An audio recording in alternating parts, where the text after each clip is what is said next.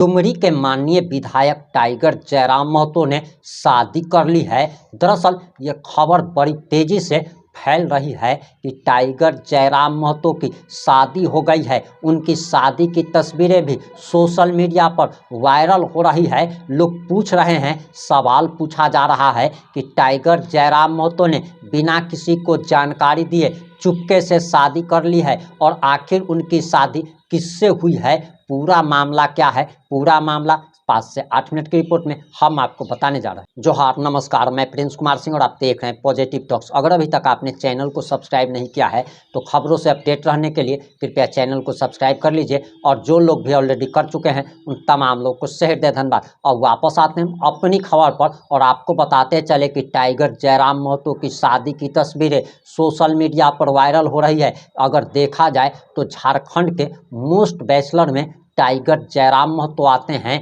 और टाइगर जयराम महतो की शादी का इंतजार तो उनके समर्थक भी कर रहे थे, लेकिन ये भी कहा जा रहा कि उन्होंने चुपके से शादी कर ली है। कई सारे न्यूज चैनलों पर भी टाइगर जयराम महतो की शादी की खबरें जब चलने लगी तो बताया जा रहा कि टाइगर जयराम महतो अपनी शादी की खबर चलने से परेशान हो गए और परेशान होकर उन्होंने पत्रकारों से बात करते हुए अपनी शादी की सच्चाई के बारे में भी बताया है। और आखिर टाइगर जयराम महतो ने अपनी शादी पर क्या कहा है, ये तमाम बातें हम इस वीडियो के माध्यम से आपको बताने जा रहे हैं। अब आप जरा ये वीडियो देखिए।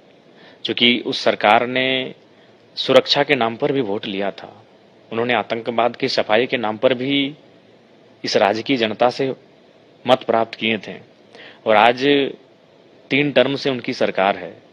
और जब नोटबंदी तथा अन्य कार्यक्रमों के बाद उन्होंने दावा भी किया था कि अब आतंकियों की कमर टूट चुकी है और भारत देश में आतंकी घटना देखने को नहीं मिलेगी, लेकिन उसके बाद भी दिन के 2-2:30 बजे एक नहीं दर्जनों की संख्या में और 27-28 लोगों को वादियों में खोज कर पहचान कर के हत्या कर दिया जाता है, तो कहीं ना कहीं सवाल बनता है।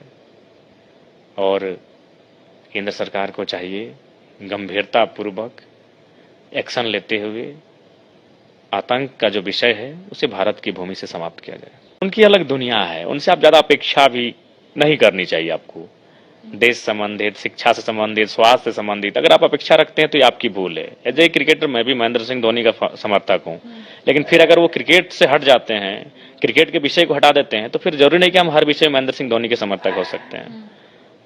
तो हालांकि जिस जगह पर वो हैं, लोग उनको फॉलो करते हैं, लोग उनको सुनते हैं, तो उस हिसाब से उन्हें कम से कम अपनी प्रतिक्रिया देनी चाहिए थी। तो हम लोग 2 तरह का भारत बना रहे हैं।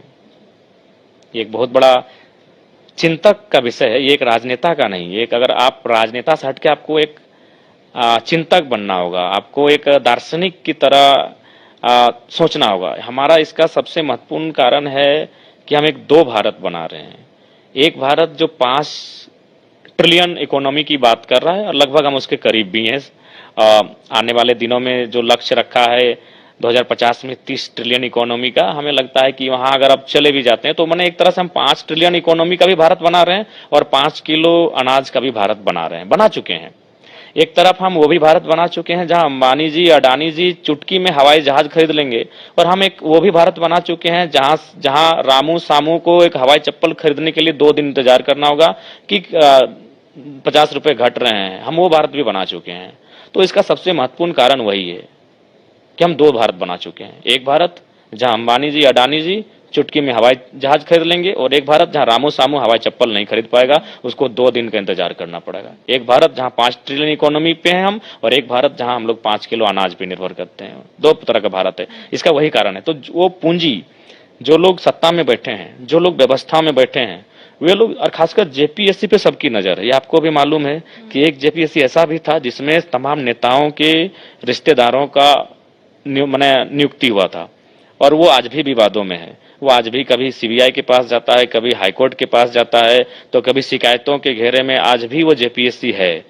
नाम लेने की आवश्यकता नहीं है। उसमें लगभग आधा दर्जन से ज्यादा जो अभी भी राजनीति में सक्रिय हैं उनके रिश्तेदार, उनके भाई, उनके भतीजे, उनके बेटे उस जेपीएससी में, इसलिए चूंकि राज्य की सबसे बड़ी नौकरी जेपीएससी, तो इस लिहाज से जो ब्यूरोक्रेट्स के लोग हैं, जो एमपी एमएलए हैं, उनकी नजर रहती है जेपीएससी पे, क्योंकि वहां एक भारी संख्या में या तो वो अपने रिश्तेदारों को लगाने में मेहनत करते हैं, या तो जो अभ्यर्थी हैं, कैंडिडेट हैं, उनसे मतलब लगभग लमसम नहीं करने से तो 50 लाख से 1 करोड़ के बीच की मोटी रकम वसूलते हैं।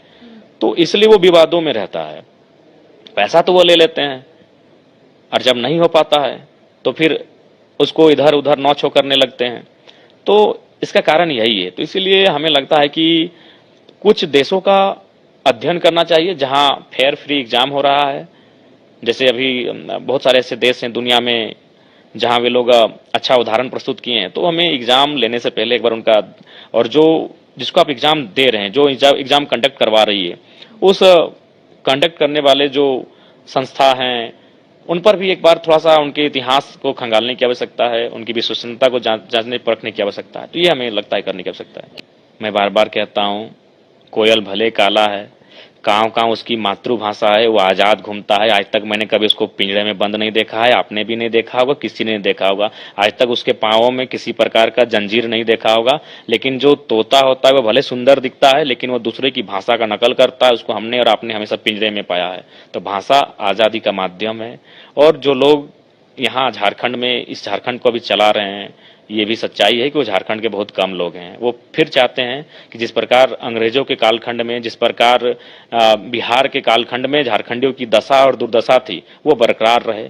इसलिए वो चाहेंगे कि हमारी भाषा, हमारी संस्कृति, हमारी अस्मिता को नष्ट किया जाए, और उस पर वो लगे हैं। और सबसे दुर्भाग्य की बात है, नहीं कहते कि जंगल कट गया, लेकिन शिकायत रह गया कि जंगल काटने वाली कुल्हाड़ी भी इस जंगल की। तो उसी प्रकार हमारे लोग सपोर्ट में हैं। वे लोग दूरदर्शिता सोच नहीं रखते हैं। उनको लगता है कि हमारा जीवन, हमारा परिवार ही महत्वपूर्ण है। उनको लगता है कि हम इतने सक्षम हो चुके हैं कि अगर कुछ होगा भी तो हम कनाडा, ऑस्ट्रेलिया देशों में जाके शिफ्ट हो सकते हैं, अन्य राज्यों में जाके शिफ्ट हो सकते हैं। तो कहीं ना कहीं उनकी मूर्खता भी इस राज्य की पतन का कारण बनेगी। हमको तो बड़ा आश्चर्य लगता है कि आज के डेट में आप किसी शादी के कार्यक्रम में जाना भी अब हम लोग का गुनाह हो जाएगा। एक नहीं, ऐसी हमको लगता है कि वैवाहिक कार्यक्रम में दर्जनों तस्वीरें वायरल होती हैं और आगे भी होंगी।